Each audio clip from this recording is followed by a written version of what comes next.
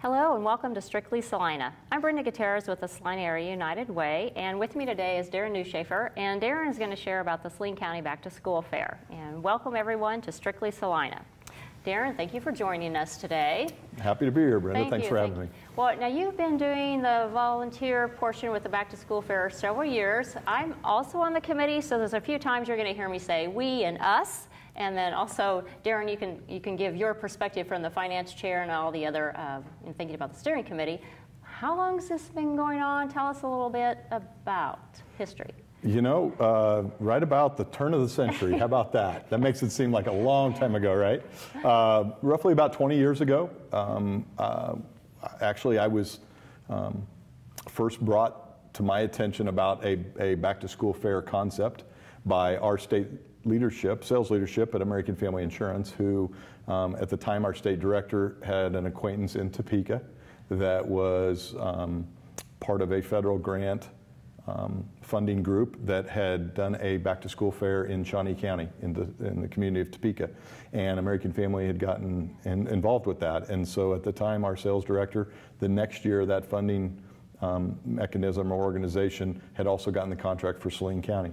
And so it made our state sales director think of Salina, and for whatever reason, my name came up. They reached out to me, said, hey, we've got some people that would like to put a back-to-school fair on, or they've got the funding to do it. They need the people to put a fair on.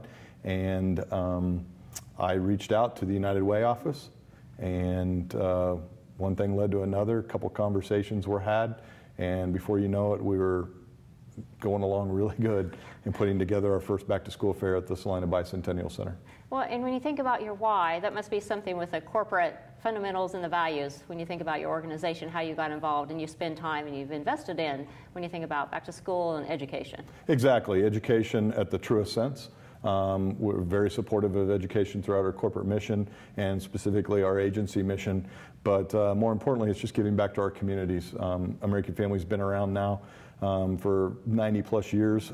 It's really a grassroots type of company based here in the Midwest, and that's our main operating territory. And so it really hit close to home, both literally and figuratively for me, with Salina being my hometown. When our sales director at the time reached out to me, it was like, of course I want to get involved in something that can benefit not only my hometown, but the town that I have my business in, and then I'm along with my wife, are raising our children in. And when it had an education component, with my wife being a school teacher, both of us being products of the Salina public school system, it was a no-brainer for me personally. I'm just thankful that the people at the United Way, and at the time the Healthy Communities, Healthy Youth Initiative member associations and programs were I guess excited to also hear the concept, and we took the bull by the horns and made it happen. And over the years, as with any project or program, there are some fundamental goals. Like what we want to do is get kids ready for school on day one. When you think about how can we help kiddos and families and teachers be ready for school on day one, what are some things that have evolved over the years, some things you've kept and some things you said, well, that worked then, but not now, so people know we're open to change? Yeah, that's a great point, Brenda. And you know that as well as anybody with your involvement on the committee, which has been a godsend, to be honest with you, all the work and dedication that you've personally have had. But you're right, the first back-to-school fair looked a lot different than the most recent ones did. That's not in a bad way or a good way, but it just shows that we have tried to evolve as not only education has evolved, but also as the needs of our community and specifically the young people within our community have changed. And I just can't be thankful enough for the organizations and the private businesses that have stepped to the plate and asked how they can be involved in this, whether it be from having their employees, giving their employees the day off to come help us pack backpacks, to being able to be there at the fair to volunteer, some of the social service organizations, some of the medical community that have jumped on board as we got these things going, to expand what we were offering at the fair and truly make it a fair type of concept. In the early going, it was simply a means to distribute free school supplies to those people that were, or those young students that were on the the free lunch program. And that was the premise behind the first grant that came from the Department of Welfare. And this organization in Topeka was administering that, and that's what they brought to the table, was the ability to pay for those backpacks full of school supplies.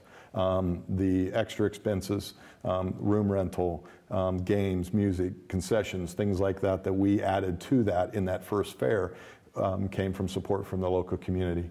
And then it worked so well that the federal funding dried up in year 2, but we had such a great time, and we saw the need in our community that we then took over ownership, if you will, within our local community, and started to raise money within the I guess 4 walls of Saline County, and the generosity of our community and individuals and businesses within our community have allowed us to keep it going now for 20 years. Well, and a common term is grassroots. This is definitely a grassroots when you think about you and 5 of your friends, kind of the steering committee, and as other people change jobs and come and go, we embrace them and bring them along and help with subcommittees.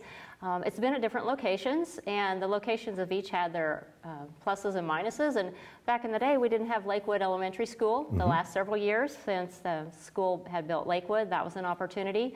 And this year, we're looking at some other opportunities with the changes due to COVID-19 and everyone wanting to be safe. The respect of the health of the volunteers, the health of all those folks that come. What are some things that we're thinking about? Could you share with our viewers and listeners what might it look like this year? Well, again, Brenda, as you mentioned, it is a different world that we're living in presently for safety reasons. With the exposure of the large gatherings. Normally, it's not uncommon for us at one of the fairs to have a couple thousand people at Lakewood or at the what used to be the Bicentennial Center, all at one time, coming and going. But during the meet time, if you will, to have 1,500 to 2,000 people was not uncommon. And so, just because of the situation now with the COVID-19 pandemic that's out there, we're trying to be sensitive to the guidelines and things that are presented to us. So I'm pretty confident we're going to have another fair. It's just going to look a little bit different. It might look similar to some of the things that you've seen on TV with a drive-through type of food bank or something like that we would be able to still get those school supplies to those kids that are in need so that they can start the 2020-2021 school campaign off on the right foot with all the school supplies that they need. Well, that's an advantage, too, of this group, to lean on people that are professionals, like Saline County Health Department, we've got Research and Extension, we've got the school board, so some of the folks that have volunteered and definitely know some of the rules and regulations, if you're working with what are the best guidelines and how to do this safely for the kids and for the families. And it's looking like this year, there were times, like you said, up to 1,000 people in the Commons area or in a closed space that we won't be doing the fair this year. With the nonprofits and the booths, that's going to be a little bit different. That's something we'd like to bring back in another time. So there'll be some other opportunities with folks going virtual to be watching how you might find out more information about what are resources for youth and families. And that was something the group really thought was important too, is how can we help youth and families? How can we make this a free, family-friendly event? So there won't be the pop and the popcorn and the Kool-Aid and the lemonade and those kind of refreshments this year. That'll be something that's a little different. And similar to the grab and go, how the school's doing the lunches, as you kind of serpentine through the parking lot, a decision will be made where we have it and the time, working with schools and summer school and all that. When you think back about the back to school fair, fondest memories? Oh, I think, it's just been exciting for me to see and just hearing you go through some of the things that we've done over the years has caused me to just here in this short time reminisce about some memories that I had, and just very, very impressed with our community. It always brings a warmth to my heart during the back to school fair because, as you mentioned, we are not a formal organization in any way, shape, or form. Sometimes that's actually been harmful to us, if you will, from a grant writing standpoint or whatever, but it's also been very fun and gratifying for me to just know that we get a group of anywhere from 6 to 10 to 12 people in a room that all have a passion for serving the young people within our community and all have the desire to make it happen. And we don't have any formal titles. We have no chair, we have no co-chair, we have no vice chair. Everybody kind of says, you know what, I can do that, or I'll do this. And through people like yourself that just continue to show up and volunteer, it's through the goodness of their hearts that we make this happen. And so without those volunteers and without the financial support of a lot of great individuals and businesses within our community, some foundations that are based right here in Salina have been tremendously supportive of us from the get-go. And as we got things going in those first couple of years, you could sense the momentum going, and more people heard about it. And usually all we had to do was get them to come to an event. And I don't remember if it was you or Nancy Callerman or who it was at the chamber that got the idea of videotaping during one of the fairs. And when we videotaped it the first time, and we were able to then get that out to either businesses or civic organizations or whatever and show them actually what happens and the excitement and the joy on these young kids' faces. Because for many of them,